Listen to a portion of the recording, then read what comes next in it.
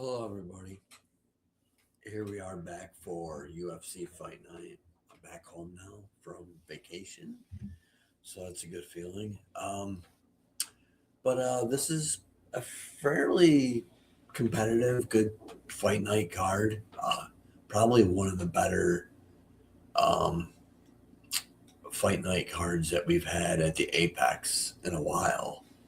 So glad that they're putting on a halfway decent card for this week. But anyways, let's just get right into this. So our so the first three out of the first four fights are all going to be females, and unfortunately, they're not ones that I have the utmost confidence in going the distance. The first one is probably the only one that I've got any sort of confidence to go, you know, all three rounds because anyone that follows me knows that I love to target female overs, as long as the number's not horrible. Um, but this week I'm not feeling the best about it, but I do feel good about this first one. Um, First one is Souza versus Carnelossi. This is a rematch from 2019 where Carnelossi actually got a KO, but since then, in the last 7 years, I feel like Carnelossi hasn't gotten any better, and Souza has. And Souza's the better fighter everywhere. The only advantage Carnelossi's going to have is her power.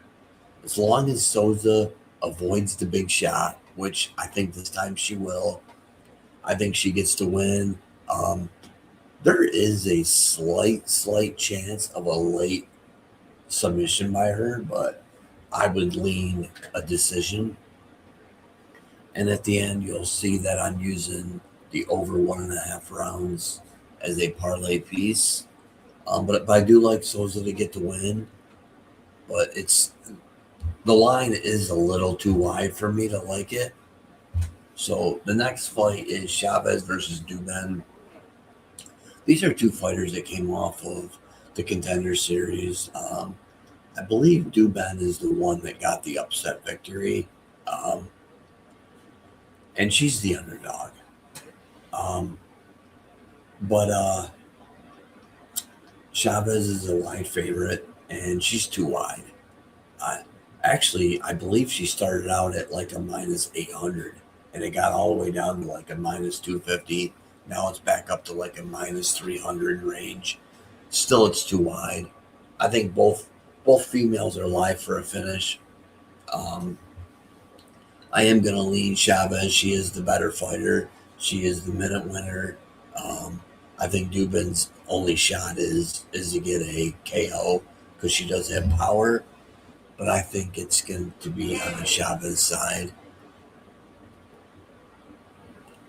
And then next we got, oh shit, sorry, Levitt versus Brito. And I've seen a good fair amount of people on Levitt, and I can understand why. Um, I mean, he's got a pathway.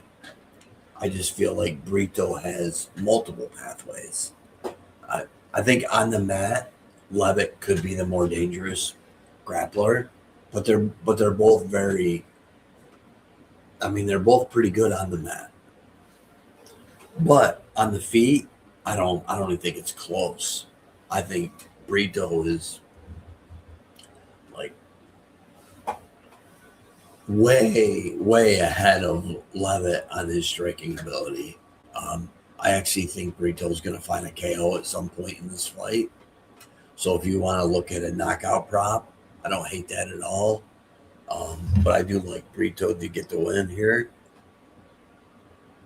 And then next we got Chandler versus Cachoeira.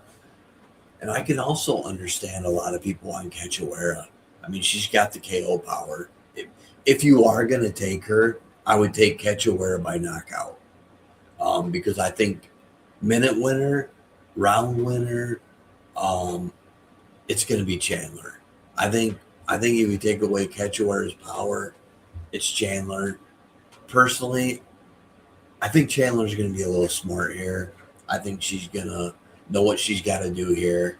I think she gets takedowns, and I think she just wins minutes. And this is a fight that if you're on the Chandler side, you could target fight to go to distance. Even though she is live to get a submission, I would be more apt to fight go distance.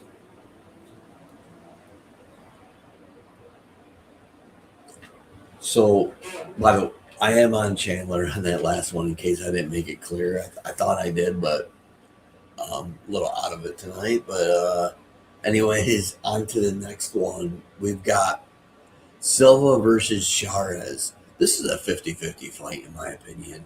I think both fighters are alive to get the win here. I had a hard time even coming up with who I like. I'm going to give Silva a slight edge. But I will say this. I haven't looked at the over to see what the number is, to see if it's playable as a single. But let me check that real quick. See if I can come up with it here. I think the over in this fight is very live, and it could come through pretty easily. Actually, it's not bad. It's a minus 145 for over 2.5, so that's not bad. I probably won't end up playing it. Maybe I'll play the over 1.5 rounds as a parlay piece. But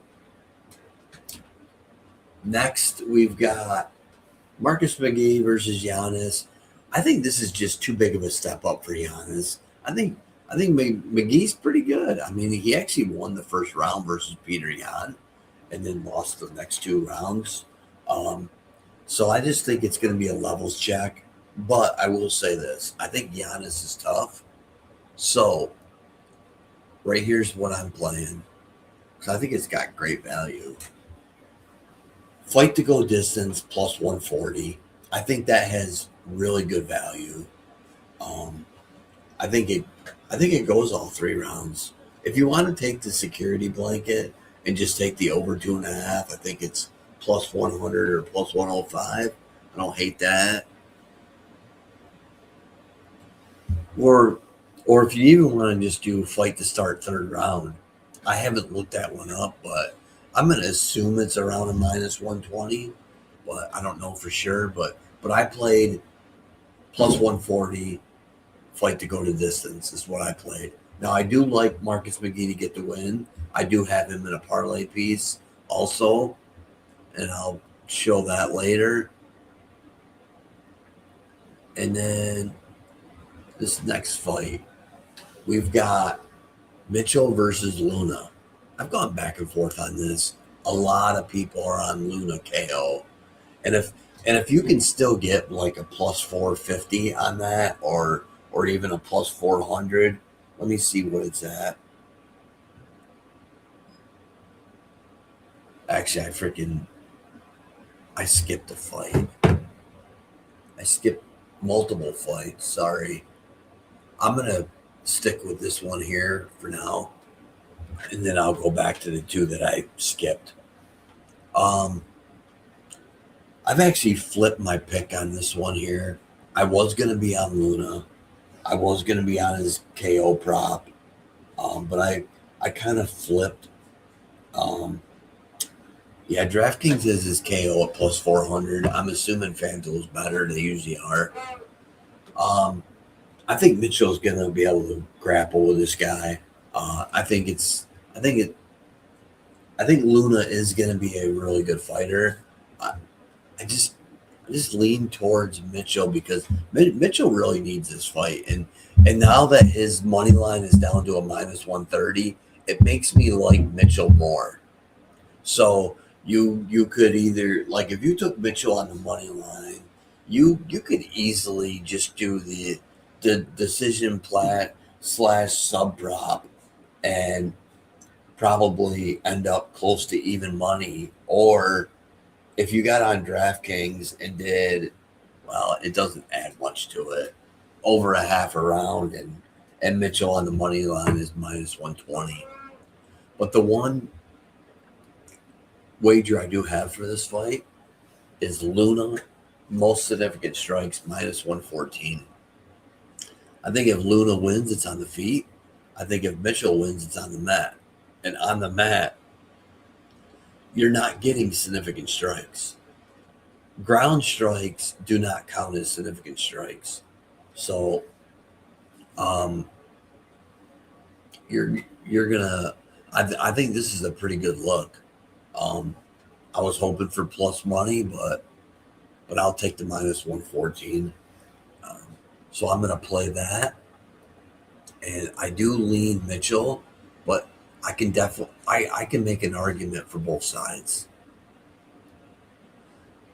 Next fight, actually, I'm going to take that one off because we got to go back. Let's see if I can get back now. All right. Probably the favorite fight of the night, the one I feel most confident is Baranowski versus Tafa. As long as Baranowski doesn't try to make a statement and just keep this on the feet and try and knock Tafa out. That's the only way Tafa's alive in this fight at all is by a KO. If I'm Baranowski, I'm taking him down in the first 10 seconds. And then if he does that, I see a ground and pound or a submission in the first minute of the fight. Maybe the first, or at least the first round. So I like Baranowski. I like him as a parlay piece. I like him inside the distance as a parlay piece. It is chalky, but I'm playing it. So I'm on Baranowski. Next, we got Matt Schnell versus Costa. This is one that could be a 50-50 fight, but with Matt Schnell's chin and question marks with his chin, I just can't trust him. I got it. I like Costa by KO, but there's no value on it. It's like a minus 200. I'm not playing it. So I don't mind Costa as a moneyline parlay piece, but he is pushing minus 500. But I do like Costa to get the win. And then this is another one that I like. I like Zion versus Nolan. I just think that Zion's better everywhere. But I do think Nolan's fairly tough. So I do think that this could go a little bit longer. But I do like Zion to get the victory here. And then next we got Allen versus Shabazian. Now I will say that Shabazian is live in the first round. He is live getting KO in the first round, but long as Allen survives the first round, I think he's going to take over.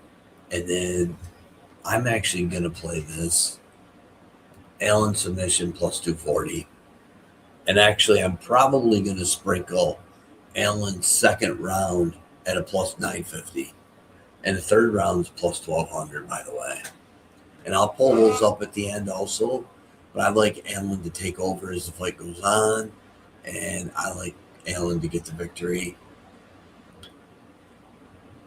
And then the last fight of the night is Muhammad versus Bonfim. And now this line's really playable. It's down to a minus 110. I like that a lot. I actually like the over. I like fight to go to distance. I don't think I did I did. I did play this fight to go distance minus 104. I don't think Bonfim gets Muhammad out of there, to be honest. And so I think the only way that you're gonna lose this is if Muhammad gets a late submission on Bonfim. I think this is a level check for Bonfim. I mean, who has he beaten? Randy Brown? I mean, come on. Who has Bilal lost to? The best of the best.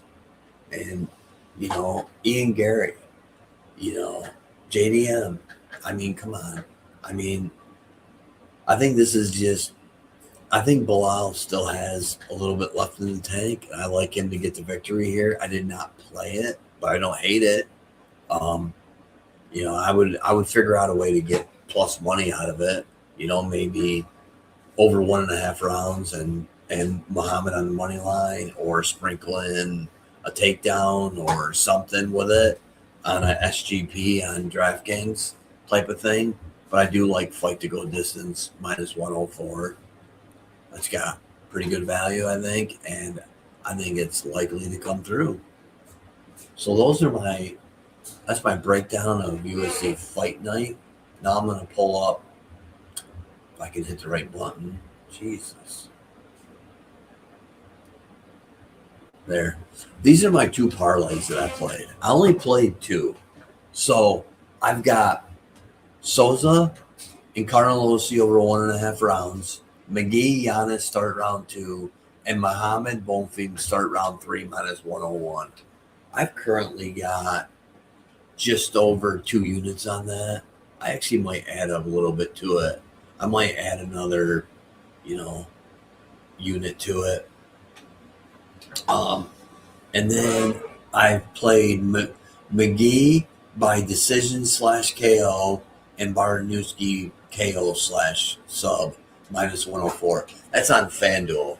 Now, if you want a straight up money line parlay, then McGee, Baranowski, and Costa. I think that comes out to a minus 115. I almost pulled the trigger on a most significant strike parlay, which would have been Baranowski, and I can't remember the other fighter. Oh, Baranowski and Zion. I think that was going to be like a minus 125, but I didn't do it. So I played, those are my 2 parlays. Then, god damn, keep on hitting the wrong button.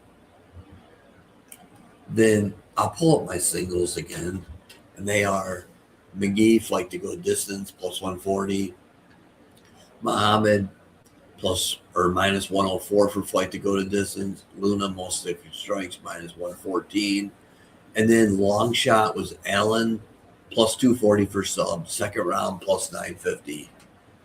Another one to consider, even though I am on the Mitchell side, is Luna by KO. Luna by KO plus 400. I mean, that's got good value. I was going to say Baranowski sub, but it's gone from a plus 400 down to a plus 300. And it's just moved way too much. I mean, if you like it there, play it, but I'm not going to play it at plus 300 because he's very likely to get a first round ground and pound finish. But those are my plays for UFC Fight Night Muhammad versus Bonfim. Hope everyone enjoyed it. Any questions, please leave me some feedback. And I hope everybody cashes a few winners and have a great weekend.